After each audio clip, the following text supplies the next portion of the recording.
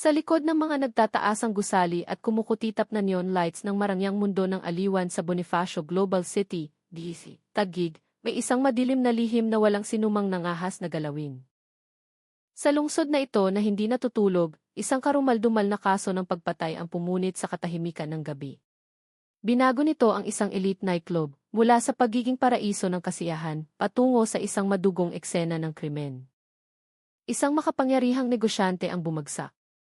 Isang sikat na queen ang naglaho ang ningning, at isang nakakapanindig balahibong katotohanan ang nabaon sa gitna ng dumadagundong na bas ng tugtugin. Ano ang katotohanan?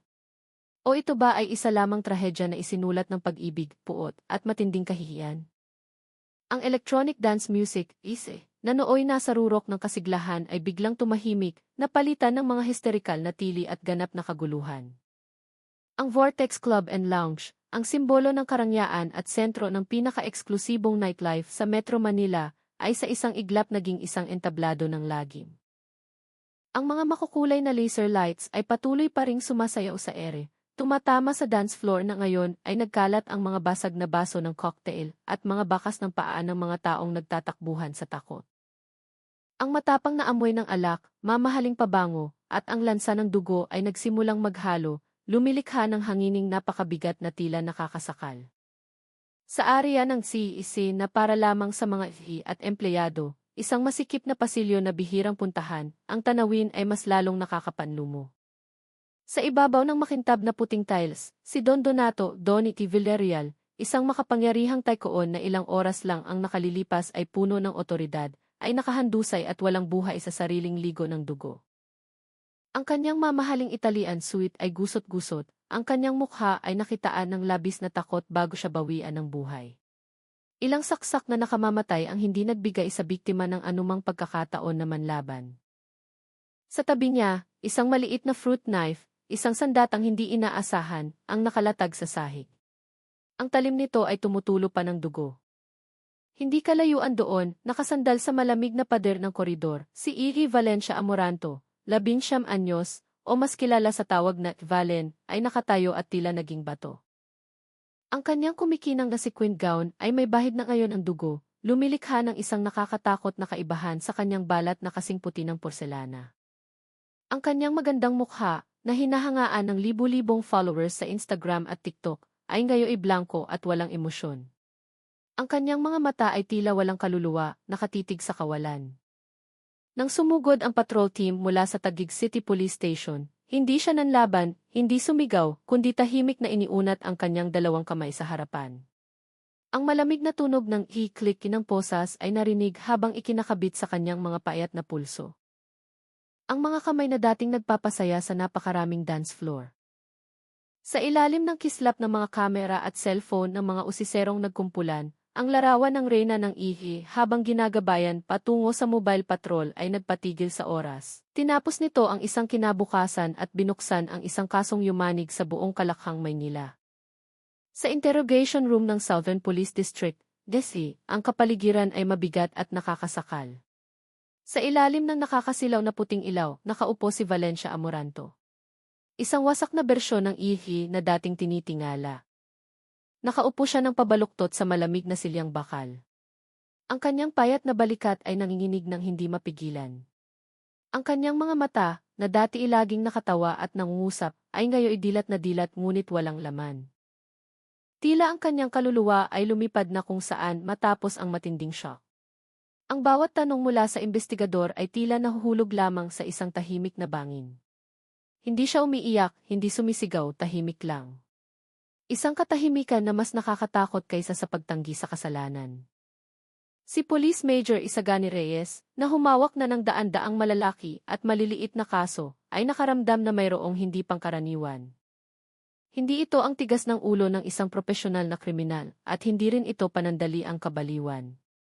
Sa kanyang harapan ay isang batang babae na durog na durog. Sinenyasan niya ang kanyang mga tauhan na itigil muna ang interogasyon at inutusan silang mag-focus sa black box ng kasong ito, ang cellphone ni Valen. Nang buksan ang screen ng cellphone, isang diary na puno ng luha sa nakalipas na 2 buwan ang tumambad. Ito ay isang paglalakbay mula sa langit patungo sa impyerno. Ang mga unang linggo ay tila kulay rosas na ulap. Ang mga malalambing na mensahe mula kay Don Donato na ibinulong sa tenga ng 19 anyos na dalaga sa pamamagitan ng WhatsApp at Viber, tinatawag siyang aking mamahaling hiyas, ang kanyang nag-iisa. Kasama nito ang mga screenshot ng bank transfer na malalaki ang halaga, larawan ng isang puting Toyota Land Cruiser na ibinigay mismo sa kanya, at mga pangako ng isang maningning na kinabukasan. Ipininta ng lalaki ang isang mundo kung saan si Valen ang reyna. Ngunit pagkatapos, ang paraiso ay gumuho kasing bilis ng pagtayo nito.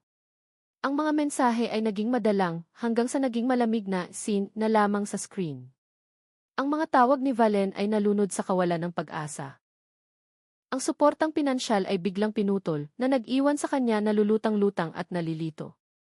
Ang mas malupit pa, hindi ito itinago ni Don Donato. Hayagan siyang nag-post ng mga larawan sa Instagram stories, nagbabakasyon kasama ang ibang mga babae, mga binti ng ibang dalaga na hindi rin nalalayo ang bata kay Valen. Ang bawat larawan ay tila hiwa ng kutsilyo na humihiwa sa natitirang dignidad ni Valen na noon ay marupok na. Ang rurok ng kalupitan ay naitala sa testimonya ng mga saksi. Isang nagbabagang sampal ang dumapo sa pisngi ni Valen mula kay Don Donato mismo sa harap ng pintuan ng Vortex Club, sa harap ng dose-dose ng mga mata na nakatitig, kasabay ang panghihiya, ang taong katulad mo, may ganang magselos. Ha!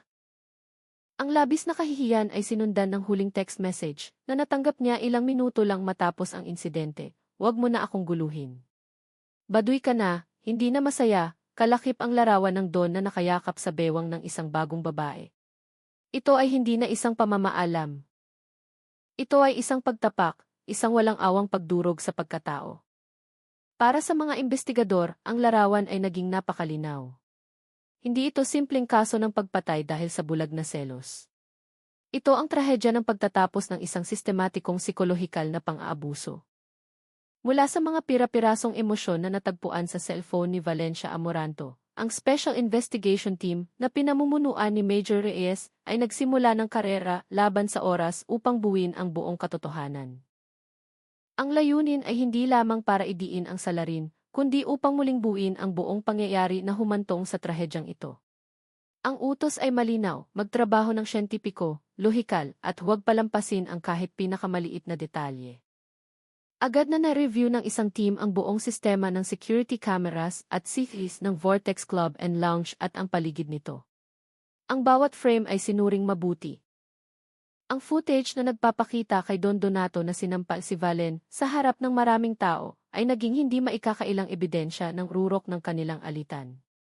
Ang kamera sa koridor ay nakuhanan din ang sandali ng maglakad si Valen ng pasuray-suray matapos ang sampal. Ang mukha niya ay namumutla. Ang parehong kamay ay nakakuyom ng mahigpit hanggang sa mamuti ang mga ito. Pagkatapos, isang mahalagang detalye ang lumitaw. Ang footage ni Valen na pumapasok sa area ng kitchen bar kung saan nakalagay ang mga kutsilyo para sa mga prutas sa cocktail. Ilang minuto lang ang lumipas, lumabas siya na may nakatagong kamay sa likod ng kanyang gown at naglakad ng diretso patungo sa employee kung saan kakapasok lang ni Don Donato. Sa parehong oras, ang ibang team ay nagsimulang kumuha ng pahayag mula sa lahat ng empleyado at mga bisita sa club noong gabing iyon. Sa una, marami ang nag-atubili at natakot dahil sa malaking impluwensya ng yumaong Don Donato Villarreal at ang masalimuot niyang koneksyon.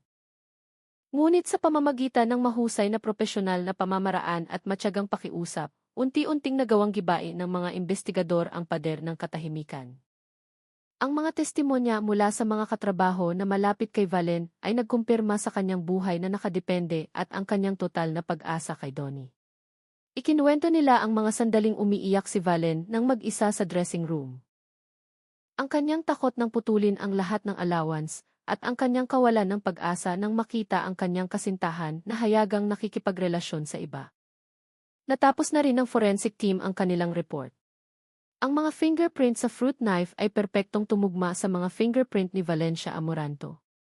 Ang mansa ng dugo sa kanyang kumikinang na gown ay kumpirmadong galing sa biktima. Ang lahat ng pisikal na ebidensya at testimonya ng mga saksi ay tumuro sa iisang punto, bumubuo ng isang saradong bilog na walang labasan sa paligid ng batang ihi. Hindi lamang natagpuan ng mga investigador ang salarin, na ipaliliwanag din nila ang buong psikolohikal na landas na bumago sa isang 19 anyos na dalagang puno ng pangarap patungo sa pagiging isang mamamatay tao sa isang iglap.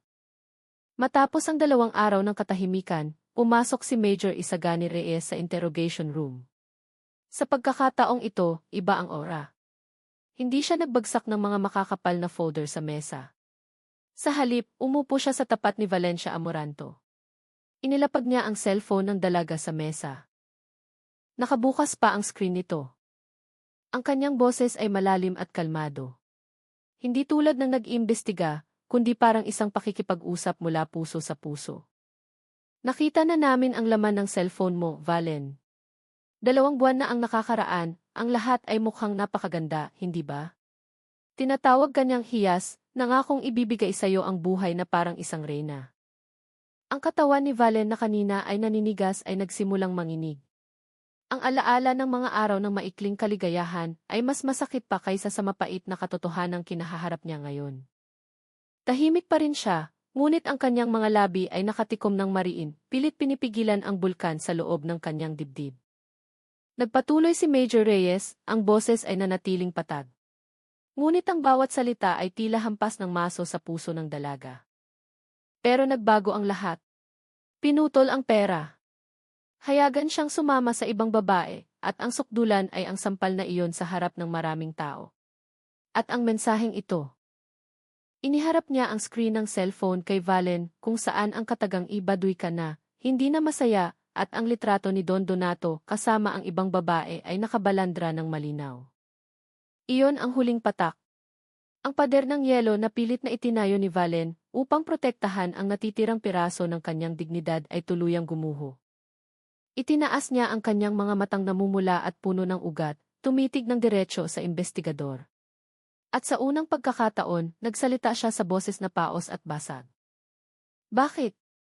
Bakit niyo pinapakita sa akin ang lahat ng ito, sir? Dahil gusto kong malaman kung bakit. Bakit mo ginawa iyon, Valen? Ang tanong na iyon ay tila nagbukas sa pintuan ng dam na matagal nang nagpipigil. Ang luha ay nagsimulang bumuhos. Ang kanyang paghikbi ay naging isang hagulgol na puno ng sakit. Gusto ko lang magtanong ng isang bagay sa kanya.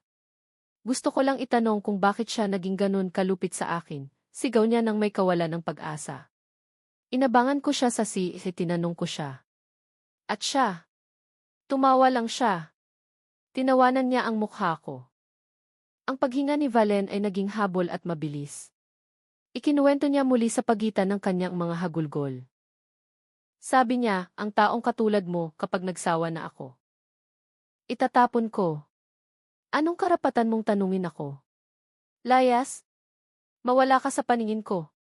Tinulak pa niya ako hanggang sa matumba ako. Noong oras na iyon, nakita ko ang kutsilyo sa mesa. Tapos, nagdilim na ang lahat. Wala na akong maalala. Puro dugo na lang. Napakaraming dugo. Ang pag-amin na naliligo sa luha ay nagsiwalat sa buong trahedya. Ito ay hindi lamang isang aksyon na nawala ng kontrol, kundi pagsabog ng isang kaluluwang tinapakan at dinurog hanggang sa pinakamababang antas. Agad na naitala ang pag-amin at naglabas ng opisyal na pahayag ang Taguig Police. Sumabog ang balita sa media. Ngunit sa pagkakataong ito, ang galit ng publiko sa salarin ay nahaluan ng awa at habag. Napagtanto ng mga tao na sa likod ng imahe ng isang mamamatay tao ay isang kaawa-awang biktima ng isang relasyong puno ng kasinungalingan at lamig. Noong araw ng unang pagdinig, ang buong sala ng Regional Trial Court sa Taguig ay punong-puno.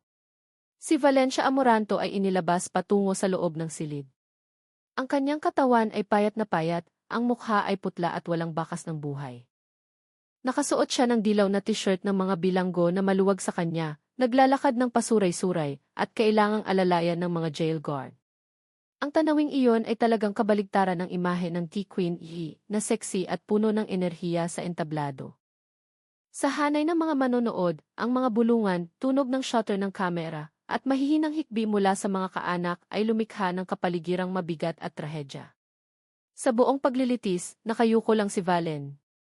Ang kanyang mga kamay ay mahigpit na magka-holding hands. Inamin niya ang lahat ng kanyang ginawa sa boses na halos hindi marinig at pautal-utal. Nang ilahad ng kanyang abogado ang background ng nasasakdal, ang psychological pressure at panghihiyang tinamo niya, ang buong korte ay natahimik.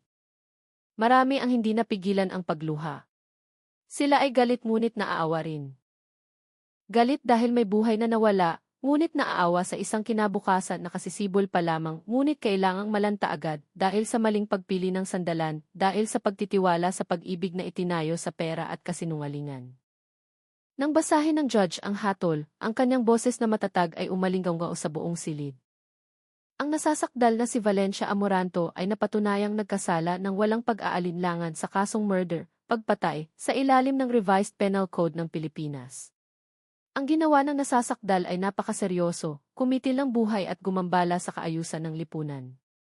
Gayunpaman, isinasaalang-alang na ang nasasakdal ay gumawa ng krimen sa ilalim ng matinding emosyonal na pagkagambala, passion and obfuscation, dulot ng seryosong paglapastangan ng biktima sa kanyang dignidad, at ang voluntaryong pagsuko at pag-amin ng nasasakdal.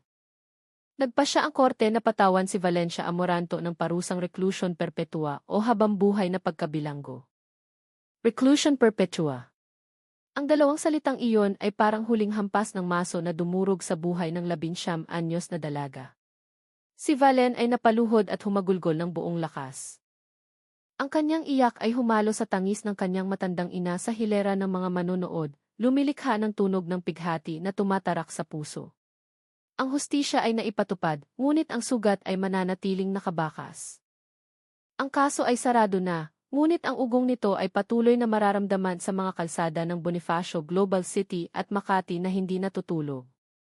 Ito ay hindi lamang isang sensasyonal na balita tungkol sa bawal na pag-ibig, kundi isa ring mapait na babala sa ating lahat. Nasa likod ng kinang na pansamantala, laging may bitag na nakamamatay. Na ang ganda at kabataan, kung hindi sasamahan ng talino at pagpipigil sa sarili, ay madaling magiging kasangkapan sa kamay ng iba. At ang katotohanan ay laging may presyong napakamahal na minsan ay kailangang bayaran ng kinabukasan at maging ng buhay. Huwag kailanman hayaang takpan ng katahimikan ang mga gawaing tumatapak sa dignidad hanggang sa ang lahat ay sumabog bilang isang trahedya na hindi na maayos pa. Salamat sa pagsubaybay sa kwentong ito hanggang sa huli. Ang bawat kaso ay hindi lamang paglalakbay upang mahanap ang salarin, kundi isa ring salamin na nagpapakita ng mga nakatagong bahagi ng ating lipunan. Sana sa pamamagitan ng trahedya ni Valencia Amoranto, magkaroon tayo ng mas malalim na pag-unawa sa halaga ng buhay at respeto sa sarili. Pahalagahan ang inyong sariling kinabukasan at huwag hayaang ang huwad na kinang